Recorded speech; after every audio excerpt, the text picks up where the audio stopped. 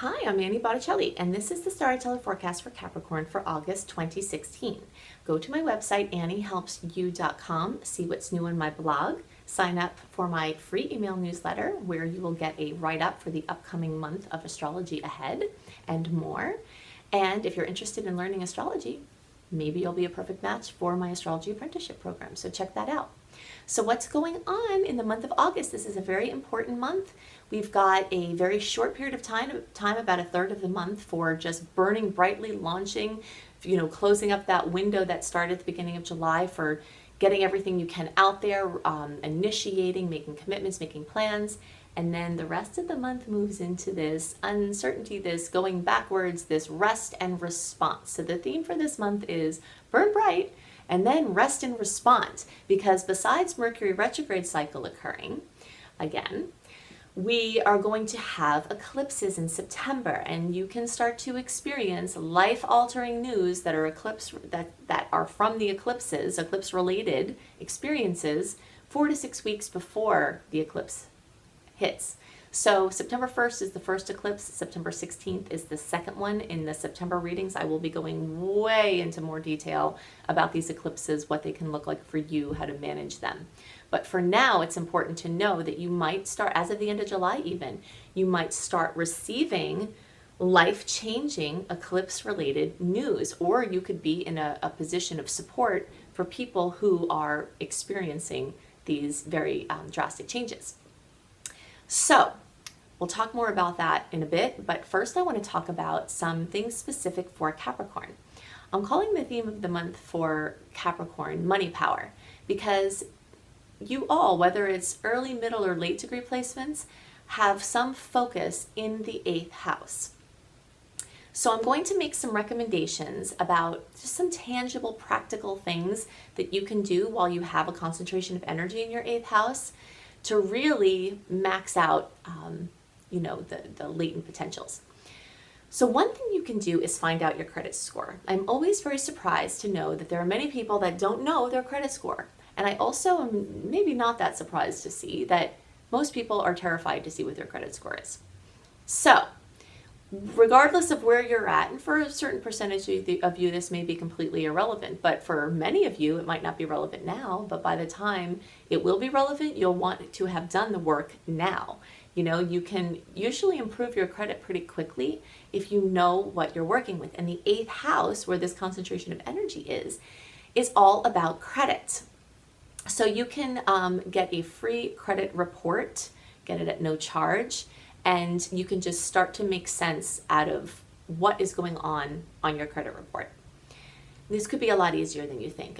Improving your credit could be a lot easier than you think. It can also save you a lot of grief to just start to deal with it, because most people have it just as a constant worry. It's gnawing at them even if they're not really thinking about it. So you can improve your quality of life by using this energy to take the time to do that now. And if you already know your credit score and you're up on all this, you can go deeper into the world of credit and venture capitalism and sharing power and getting money you need for anything, or being in a position to loan money to people and create win-win situations. Something else that's really good to do when the energy is concentrated in your 8th house is to look into and research financing options. Okay, so this is what I was just getting at, but like actually taking steps. If you'd like to buy a house in a year, now's the time to connect with a company that does loans, a mortgage broker, someone that can tell you what you need to make, what you need to do, and just sort of set you in the right path. You can look into student loans. You can look into getting new credit, and using credit responsibly. I definitely don't advocate consumer debt, except if it's something that you can pay every month as a method to build your credit, because then that's very smart. But there are a lot of people who avoid business debt because they don't want to have any debt, but sometimes you need to have money to make money. And just a simple, even like a PayPal business loan could set you start, in the right direction for your business, and have a manageable payment plan back where you can get your thing going. So check that out. Something else about specifically about real estate. I have a lot of experience with real estate. I was a landlord for 10 years, and I bought and sold and refurbished houses. I wasn't a broker, but I just did it independently. And the first thing, if I were to advise someone on being successful in real estate, I would tell them the first thing you need to do is know your market. If you know your market, then you'll know a deal when it comes to you. You know, if you don't know what things are buying, you know, people, what things are selling for, what a 3-bedroom 2-bath goes for in the neighborhood that you're wanting. You know, if you don't know the neighborhoods, if you don't know your market, it's going to be really difficult for you to make the best purchase, one that you'll be really happy with. So this energy of the 8th house is a really good time to get to do research to know your market. So that's another way you can use the energy. Something else you can do is focus time on intimacy, either with like a spiritual intimacy, you know, connecting with the divine, meditation, esoteric things, or intimacy with a partner. So taking classes together, doing therapy together, you know, planning time together, working on issues together, having fun together. That's a really great use of this energy as well. You can read a mystery novel or watch mystery thrillers. The energy of Scorpio, which is this 8th house, has all to do with detective stuff and things like that. So you might find you can go on a really fulfilling Netflix bender with some mystery shows. Something else that is highly recommended when you have a lot of energy in this 8th house is looking very much into psychology. This is one of the houses, it's like ask the question, how does that work? Like when you want to break something down and figure out how it works. So whether it's, you know, a machine or whether it's a person, there's something that makes it tick. So looking deeper into how you tick or how other people tick, including the study of astrology, is in this house. So that's a really good use of the energy. Okay, so those are the things that are specific to note for the month of August for your sign. Now, for the general August astrology that will be relevant for all signs, we can break down August into 2 pretty separate and distinct parts. The first is August 1st through 10th, and the rest is after August 10th for the rest of the month of August. There are energies that are very well sort of defined in that time.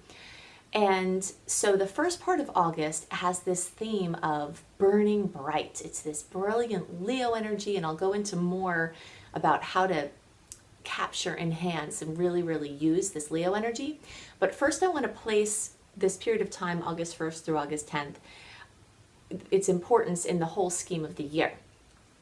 When we finally had Mars go direct at the end of June, that opened up this window that started at the beginning of July and runs through August 10th of this. It's an open window for pushing things through. We've had a massive amount of retrograde energy this year, and we haven't had a lot of windows open for just blazing forward. But one of those windows is now in this beginning of August. So if you are watching this early, great, because you have all of July as well. If you're listening to this later and you have just the beginning part of August, then at least you can use it to its max. So when the stars are going backwards, it lends itself to going backwards, being more relaxed, going back over things, you know, not launching things, not doing new things, not making big decisions. When Mars was in retrograde, there are a whole slew of other things we weren't focusing on or weren't good to focus on. But now in this time period with August 1st through August 10th, it's like you have permission and it's encouraged to just blaze forward.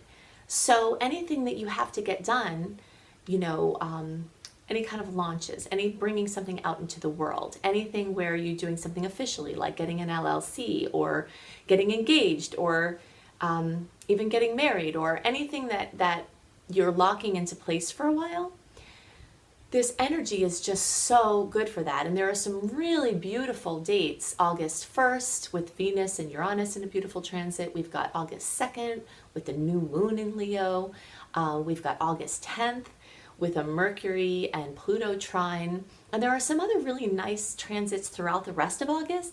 But the problem with the rest of August, as far as doing new things or being decisive or launching things, is that as of August 10th, the Mercury shadow period starts again. So every day we get closer to August 30th, between August 10th and August 30th, you're getting more deeply entrenched in that retrograde Mercury energy that's lending itself to short-term things. A misconception about Mercury retrograde is that you can't do anything in Mercury retrograde, and that's totally not true. You can check out my Mercury retrograde blog on my website, anniehelpsyou.com. You can also check out my Mercury retrograde video on my Annie Botticelli YouTube channel to see more about the do's and don'ts and why we have these do's and don'ts. But it's really fine to do things during Mercury retrograde. You just have to understand that they have a shorter shelf life than you usually expect or plan. So if you just plan to do things that are short term during that time, then you're more protected that way. So let's say you have to move. If you move into a place where you have to have a year lease when Mercury's in retrograde, there's a good chance you're not going to finish that lease till the end. But if you can move into a place with a 4 to 6 month lease or a month to month lease, something like that. Or if you're a contractor and you have a short-term contract, if you're starting something short-term, you're more protected. There's still the legality, the agreements, things that could get botched up there or disorganized or not clearly relayed. But it's more of something that you're trying to do longer term, like getting married or like, starting a business, doing something official, launching a brand new website or project that you've been working on forever.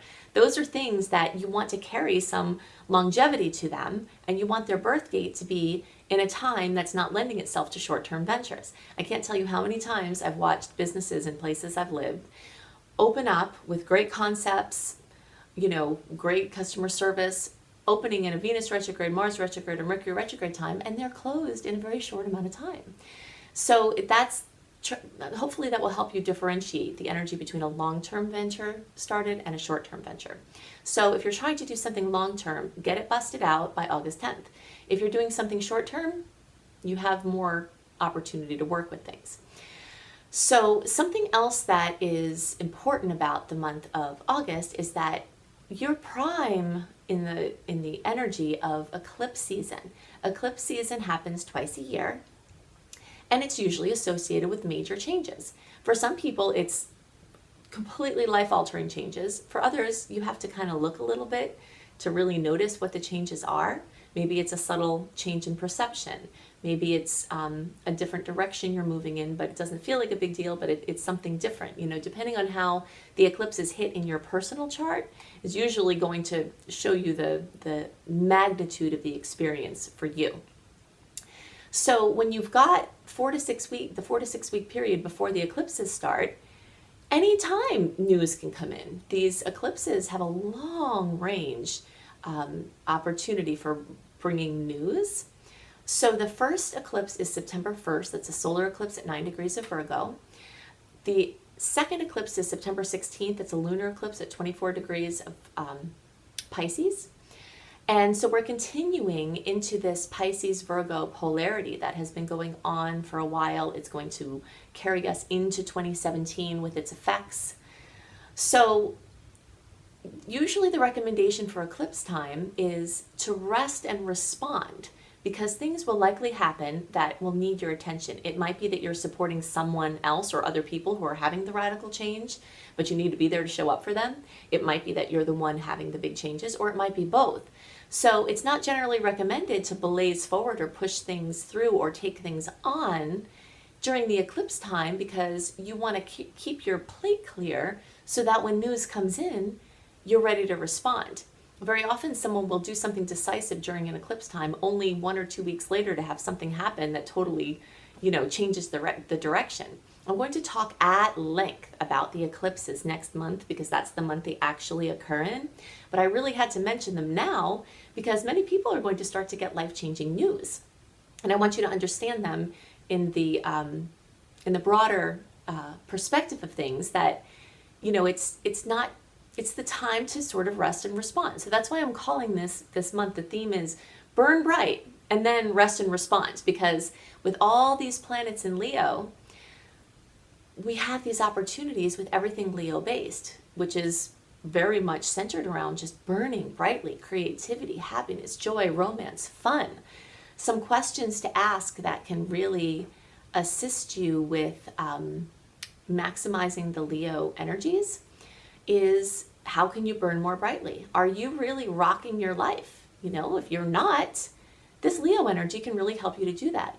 Leo rules anything from being fabulous with your hair and your clothing to being fabulous with your gifts and your talents, acting, singing, instruments, athleticism. You know, this energy of Leo is just very much embodying burning bright, how you're showing up in the world, your creativity, what makes you sizzle. So you can ask the questions, what needs to happen for you to feel more inspired? How can you change your routine? How can you bring things into your life that make you feel excited and ready to burn bright? How can you have more fun? How can you have more romance in your life? These are questions to ask and answer when you have a strong amount of Leo energy. So this started in July. So if you're watching early, you can really start to maximize this. And then really until like that first third of August, up until around August 10th, that Leo energy is just absolutely sizzling. And then it starts to fade more into Virgo being in more dominance. Other questions to ask with the Leo energy is, how can you step more into leadership? Many times we can learn a lot more by teaching, and sometimes there are opportunities around for us to step into that place and we're not feeling ready to take them. But this period of time is the one where it's time to try to step into that. I have a really good friend who is an artist, and she has a lot of Leo energy, but she hasn't really been stepping into a role of teaching or leadership. She's been very unique in her expression. And then some opportunities came along where she had a chance to start teaching. And that makes me think of this energy where she was like, gosh, I've never done that before. And she was almost going to say no to it, except that I happened to be there with her when this opportunity was presented. And I was like, hello, you need to do that right now. You know, and that's what this energy is like. If you don't think of yourself as a teacher, if you don't think of yourself as someone that can stand before someone and lead them into something, maybe it's time to rethink that, because so many people are really supposed to be stepping into that, and this is the energy that can assist you. How can you have more enriched and enriching relationships with children? How can you bring this childlike wonder of awe and inspiration into your daily life? These are all Leo-based energies. So you can have a lot of great practices around how can you be more Leo-like in this time to really, really just burn bright. Then the energy shifts, and the Virgo energy is present all month, but it shifts into more strength after the first third of the month. And that's when you can start asking these questions more like, how can you get better systems together? How can you get more organized? How can you be more disciplined and have an attitude of service? There's so much that is dependent on how we approach things, you know? Approaching something with a humble heart is an amazing spiritual practice. I think maybe we've all come into connection with someone who is not in the spirit of humble service, you know, and so you might think, well, if you've accomplished a lot, then you're not in that place of service anymore. You're doing service so that you can get into your other place. Some people think this. And I don't believe it's true. As spiritual beings having a human experience, having an attitude of being in service to humanity is a very important question for your fulfillment. And this energy of Virgo can assist you with really embodying being in service to humanity, having better and more interactions with animals and pets, how you can improve your health, how you can improve your diet and your lifestyle and your regimen, how you can improve your daily experience. That's a big one. And how smart can you work? This is a theme that you've heard coming up for a while, because Jupiter has been in Virgo, and so everything Virgo has been expanded since last summer. And in August, we're at the end of Jupiter expanding Virgo. So all of these Virgo lessons that the personal planets are bringing up very strongly in short term this month is like the culmination of this long-term energy with Jupiter and Virgo saying, how can you leave this transit with better systems in place, everything more organized and productive, everything more fulfilling, you enjoying everything more because everything is well organized, having more discipline in the right places, maybe having less discipline in certain places, and really, in some ways, most importantly, how smart can you work? So many of us are programmed that you have to work hard, and that really gets into your psyche. You have to work hard, and you might find yourself always asking, why am I working so hard? It doesn't have to be that hard.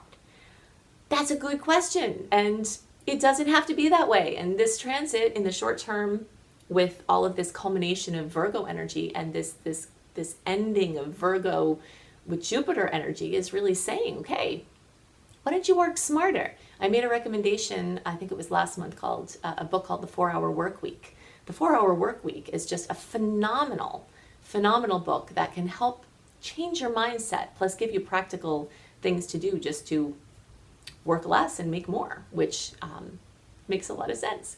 So the overview of the month again is the first third of the month, August up through August 10th. You want to burn bright, do all your launches, do all your initiating, and then start to move into this rest and response mode. Mercury goes retrograde August 30th. That runs through September 22nd. The shadow period starts August, well, pretty much it's around August 10th. That's why there's that cutoff. And then the shadow period at the end runs until October 7th. So once this window closes August 10th, you're kind of in quiet, not launching response mode until October 7th. And then you've got the last window of the year, which in coming months I'll talk at length about, August 7th through the first days of December, which is our last window of the year to really push things forward. So try to do what you can until August 10th. Anything you can't get done, just table it, rework it, and then wait for your final launch period of 2016. And that's a really important one too, because Venus is going to be retrograde early in 2017. So you're going to want to bust out as many things in that last window of the year as possible. So take it in consideration when you're making your plans. So if you'd like some assistance with putting all this into practice, go to my website, anniehelpsyou.com. Check out my blogs, sign up for my free email newsletter, which makes you part of my community, gives you access to all kinds of cool things. If you want some self-development assistance, Unleash Your Money Magnet, Shine, my 28-day virtual coaching program, and my Subliminal Train Your Brain programs are all on there. Also, if you'd like to learn astrology, depending on when you're listening to this, there might be a few slots left in my Astrology Apprenticeship program, which is where you join with a group of fellow astrological zealots with me on a journey through the stars and yourselves.